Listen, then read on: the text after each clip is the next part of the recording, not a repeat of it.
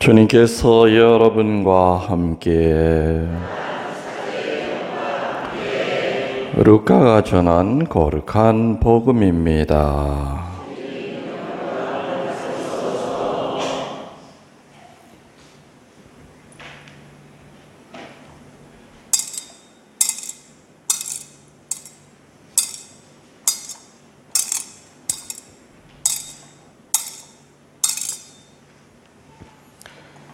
(14장) 1절, 7절에서 14절까지의 말씀입니다. 예수님께서 어느 안식일에 바리사이들의 지도자 가운데 한 사람의 집에 가시어 음식을 잡수실 때 일이다. 그들이 예수님을 지켜보고 있었다. 예수님께서는 초대받은 이들이 윗자리를 고르는 모습을 바라보시며 그들에게 비유를 말씀하셨다. 누가 너를 혼인잔치에 초대하거든 윗자리에 앉지 마라. 너보다 귀한 이가 초대를 받았을 경우 너와 그 사람을 초대한 이가 너에게 와서 이분에게 자리를 내드리게 할지도 모른다. 그러면 너는 부끄러워하며 그 자리로 물러 앉게 될 것이다. 초대를 받거든 그 자리에 가서 앉아라. 그러면 너를 초대한 이가 너에게 와서 여보게 더 앞자리로 올라앉게 할 것이다. 그때 너는 함께 앉아 있는 사람들 앞에서 영광스럽게 될 것이다. 누구든지 자신을 높이는 이는 낮아지고 자신을 낮추는 이는 높아질 것이다. 예수님께서는 당신을 초대한 이에게도 말씀하셨다. 네가 점심이나 저녁 식사를 베풀 때 네 친구나 형제나 친척이나 부유한 이웃을 부르지 마라. 그러면 그들도 다시 너를 초대하여 네가 보답을 받게 된다. 네가 잔치를 베풀 때에는 오히려 가난한 이들, 장애인들, 다리 저는 이들, 눈먼 이들을 초대하여라. 그러니 그들이 너에게 보답할 수 없기 때문이다. 너는 그래서 행복할 것이다. 의인들이 부활할 때에 네가 보답을 받을 것이다. 주님의 말씀입니다. 모두 앉아 주십시오. 찬미 예수님,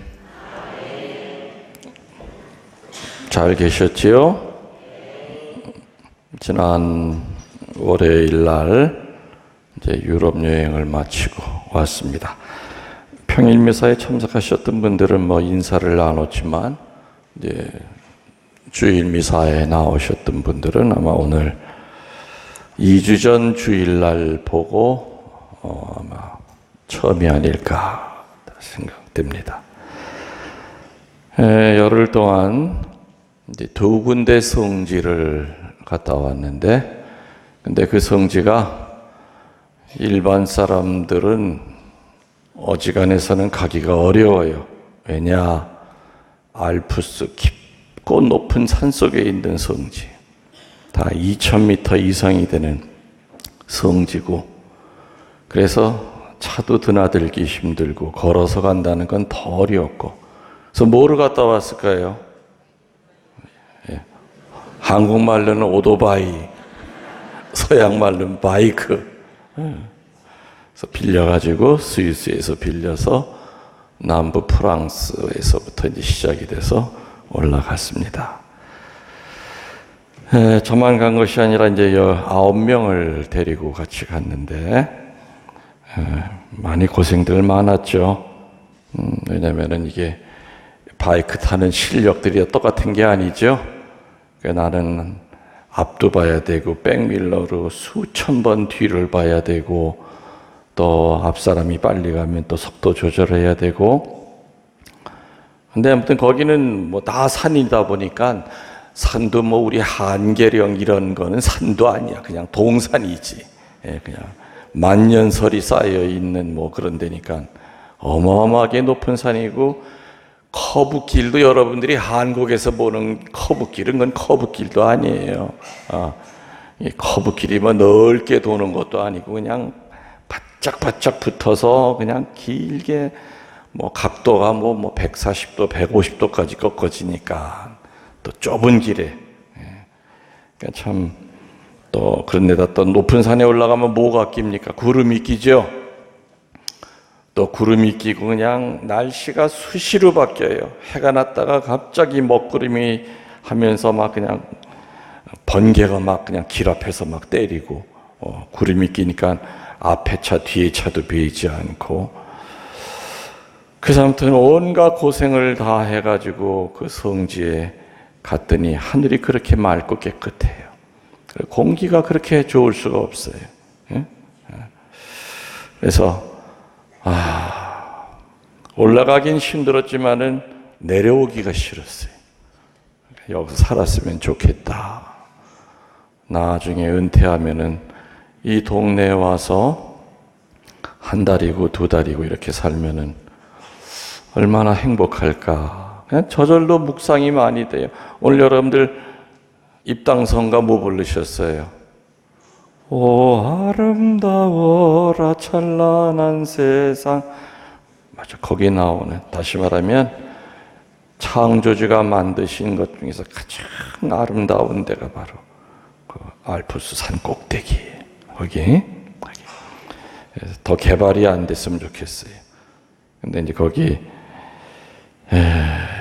담당자들이 근데 이 높은 데도 이제는 찾아온대요. 그래서 점점 더 깊은 데로 들어가야 될지도 모르겠대요. 수도원을 자꾸 찾아오래서.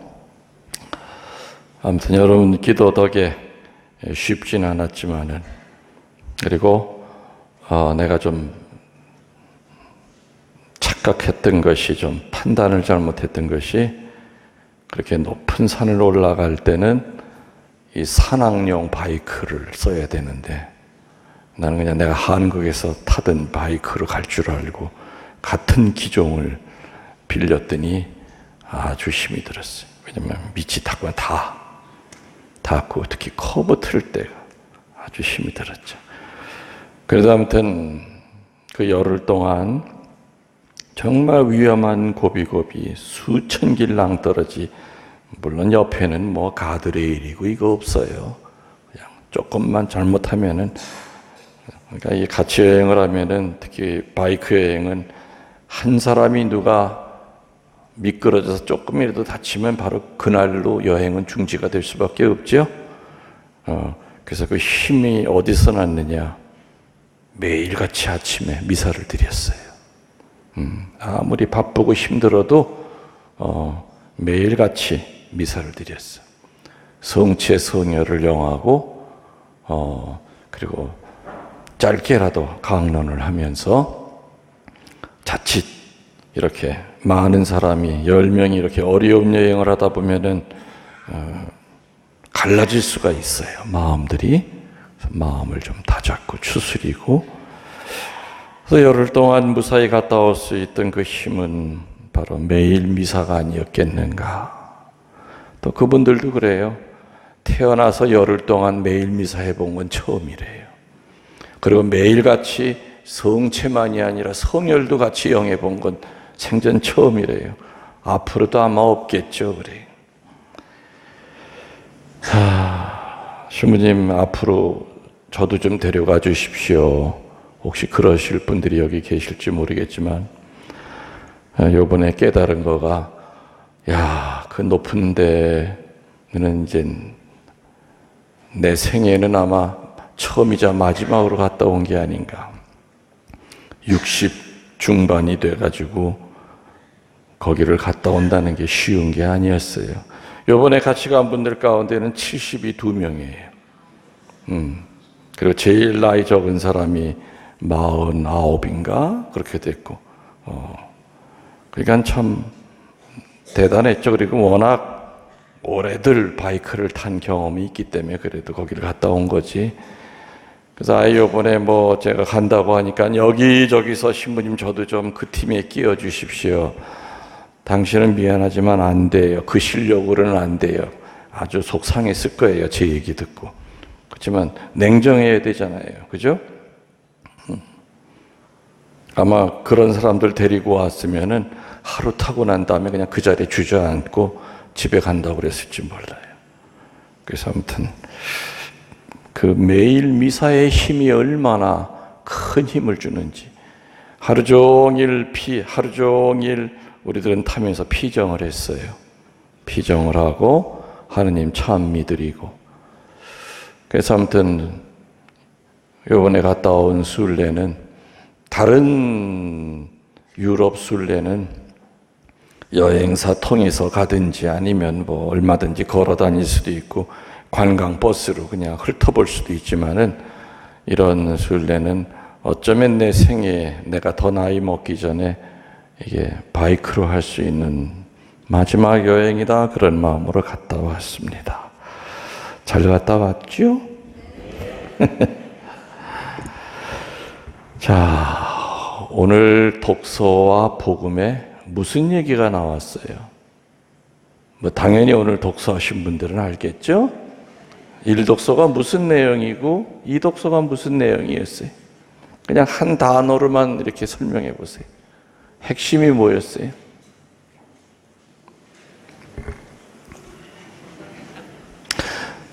여러분들 항상 준비하세요. 제가 어느 때 물을 거예요. 여러분들 중에 오늘 미사 오기 전에 1독서 읽고 2독서 읽고 복음 읽으신 분 양심적으로 손 들어보세요. 그랬을 때 손 딱 드시면은 그분들한테는 선물이 갈 거예요. 근데 오늘은 아니에요. 지금 손 들어봐야 소용이 없어요. 한마디로 1독서, 2독서 복음의 오늘 그 핵심은 겸손이에요. 뭐라고요? 1독서에 뭐라고 나옵니까? 겸손하여라. 그러면 주님의 은총을 받으리라. 이렇게 나오죠. 그리고 오늘 복음에 어떤 얘기가 나옵니까? 누구든지 자기를 높이는 사람은 낮아지고 자기를 낮추는 사람은 높아질 것이다 하면서 어떤 비유를 들어줬어요. 잔치집에 어떤 사람이 가가지고 맨 윗자리에 올라가 앉았죠. 당연히 저거 내 자리인 줄 알고. 근데 그 사람보다 더 높은 사람이 왔을 때 주인이 와가지고 여보게 그 자리 임자 있어. 저 빈자리가 저 밑에밖에 없네. 그 사람은 맨 밑으로 내려가면서 얼마나 부끄럽고 자존심이 상하겠느냐. 그러나 애초부터 맨 밑에 자리에 앉아 있으면 주인이 와서 이거 당신 앉을 자리가 아니야. 저 위로 올라가셔. 그러면 사람들이 그를 얼마나 존경하고 영광스럽게 보겠느냐.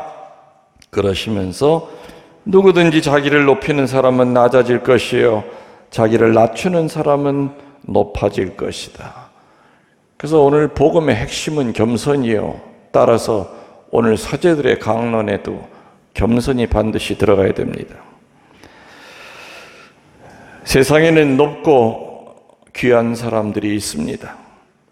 정말 잘나고 똑똑한 사람들이 많습니다. 그런데 신비한 것은 하느님은 당신의 오묘함을 어떤 사람에게만 보이신다고요? 잘난 사람한테 보이셨습니까? 똑똑한 사람한테 보이신다는 얘기입니까? 겸손한 사람에게만 드러내신다는 거죠. 겸손을 라틴어로 후밀리타스라고 부릅니다. 할머니들 해보시오. 뭐라고요? 후밀리타스.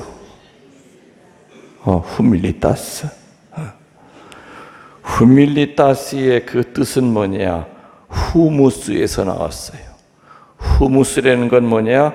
땅, 흙, 그 뜻이에요. 땅이다, 흙이다.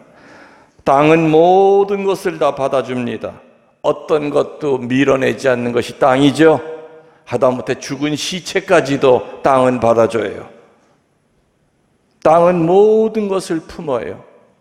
그래서 겸손의 그 핵심은 땅처럼 모든 것을 품는 거예요. 제가 여러 번 여러분들에게 얘기했죠. 비싼 땅과 귀한 땅이 되려면 어떻게 해야 되느냐? 비싼 영혼과 귀한 영혼이 되려면 어떻게 해야 되느냐? 비싼 땅의 조건을 뭐라고 그랬습니까? 사람들에게 많이 발표해야 된다. 그랬죠? 사람들에게 많이 밟히는 땅일수록 지가가 올라가요. 비싼 영혼이 되려면 어떻게 된다고요? 사람들에게 많이 밟힐 각오해야 된다. 살다 보면 별것도 아닌 인간이 나를 밟으려고 할 때가 있어요. 그냥 밟으라고 대주세요. 네가 나 밟아서 속 시원해지면 실컷 밟고 지나가라고 그러세요. 내가 너한테 밟히면 밟힐수록 나는 비싼 영혼이 될 것이다. 귀한 땅은 어떤 땅이라고요? 더러운 거 많이 끌어들인 땅일수록 귀한 땅이 되고, 그 귀한 땅에서는 열매가 귀하게 열려요. 뒷뜰에다가 음식 찌끄러기 같은 거 집어넣으면 몇 달 지나고 파보면 그 음식 찌끄러기, 그 쓰레기가 뭐로 바뀌었다고요? 거름으로 바뀌어요.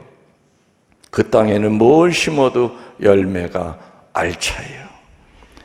귀한 영혼이 되려면 더러운 거 많이 받아들일 생각을 해야 되지요. 비싼 영혼과 귀한 영혼은 비싼 땅과 귀한 땅에서 나와요. 예수님의 삶은 한마디로 겸손의 삶이었습니다. 그래서 이 예수님의 삶을 제가 또 어떻게 표현합니까? 세 가지로 표현했죠. 2년 동안 수도 없이 많은 얘기했어요. 크리스찬의 영성은 세 가지다. 첫 번째, 바보의 삶이다. 두 번째, 걸레의 삶이다. 세 번째, 연탄불의 삶이다. 예수님은 바보처럼 사셨어요. 예수님은 연탄처럼 시커먼 놈을 불 붙이기 위해서 밑으로 내려가셨어요. 예수님은 더러운 거 닦아주는 존재 이유인 걸레처럼 당신의 보혈로 세상에 더러운 거 다 닦아주고 사셨어요. 그래서 크리스찬 영성의 출발은 바보가 되는 것으로부터, 걸레가 되는 것으로부터, 그리고 연탄불이 돼서 밑으로 내려가는 것부터 시작이 되어야 된다. 특별히 교회의 봉사자들, 간부들은 두고두고 명심하셔야 될 겁니다.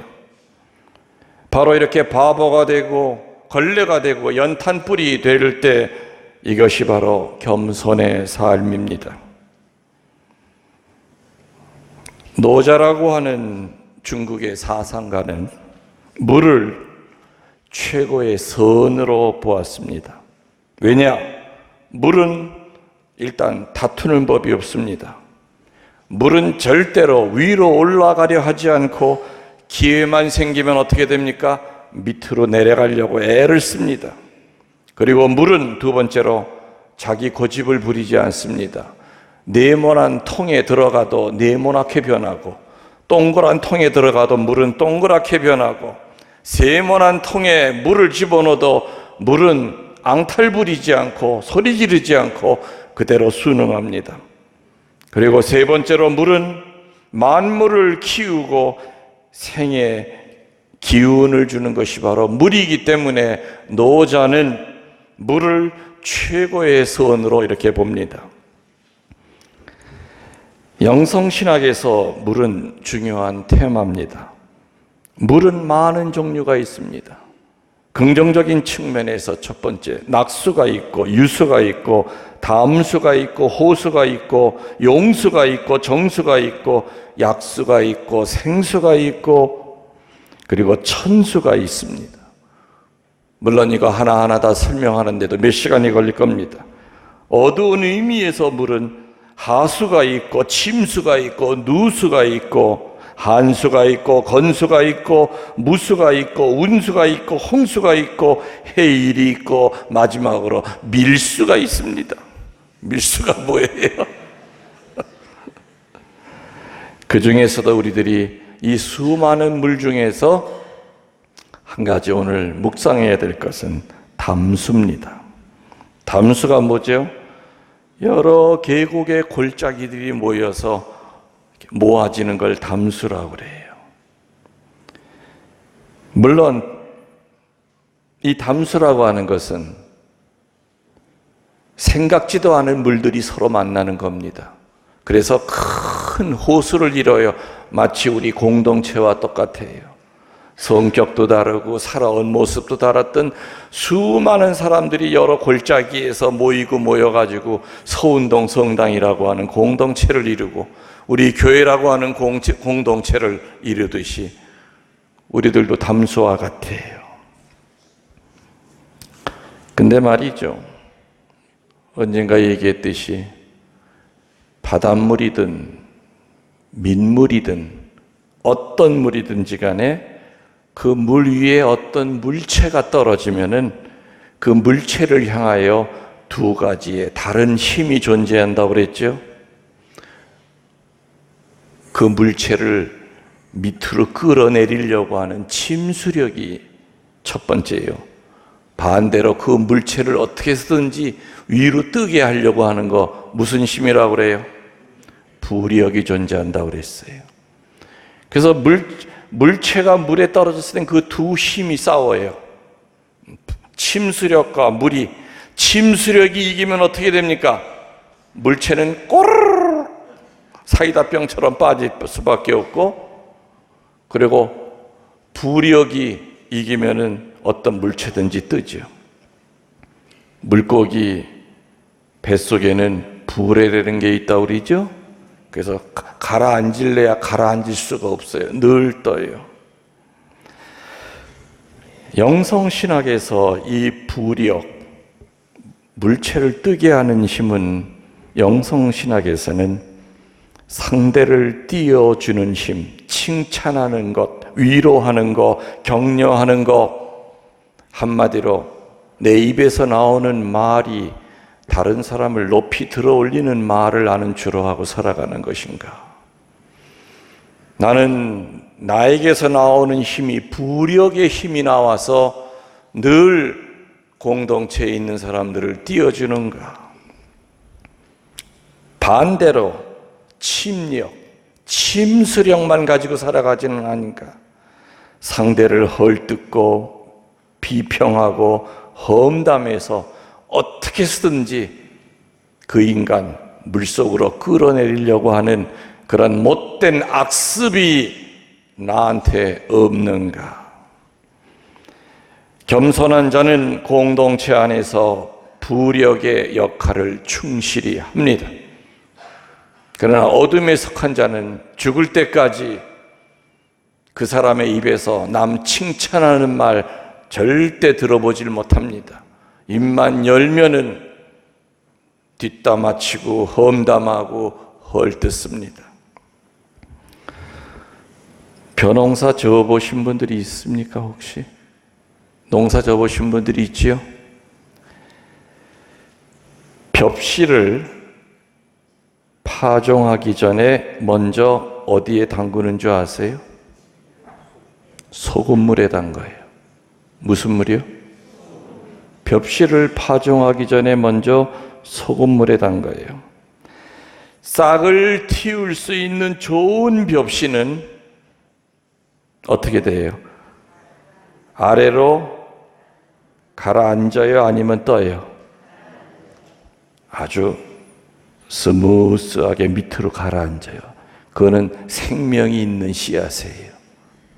그런데 쓸모없는 쭉정이 벽시는 소금물에 딱 떨어뜨리면 절대 가라앉지 않고 둥둥 떠다녀요.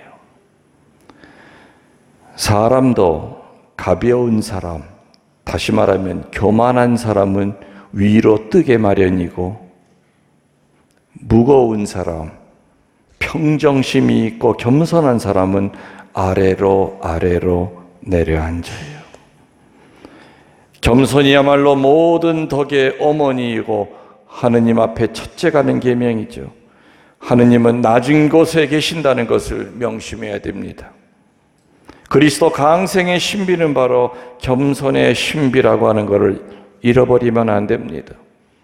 다시 한번 오늘 독서와 복음을 묵상하면서 예수님이 큰 바보였듯이 우리들은 작은 바보로 이 공동체 안에서 살아갈 것을 다짐합시다. 예수님이 불붙은 연탄이 되어 밑으로 내려가셨듯이 누구 위에 올라가려 하지 말고 밑으로 내려가요 성령의 불로 불기 없는 그 사람을 붙이도록 노력합시다. 예수님이 걸레가 되어 당신의 보혈로 세상의 더러운 거 다 닦아주고 계시듯이 내 자신도 작은 걸레가 돼서 내 주변에 더러운 것 닦아주는 그러한 겸손한 사람이 되도록 노력하고 기도하도록 애씁시다. 아멘. 모두 일어나 주십시오. 우리들의 신앙을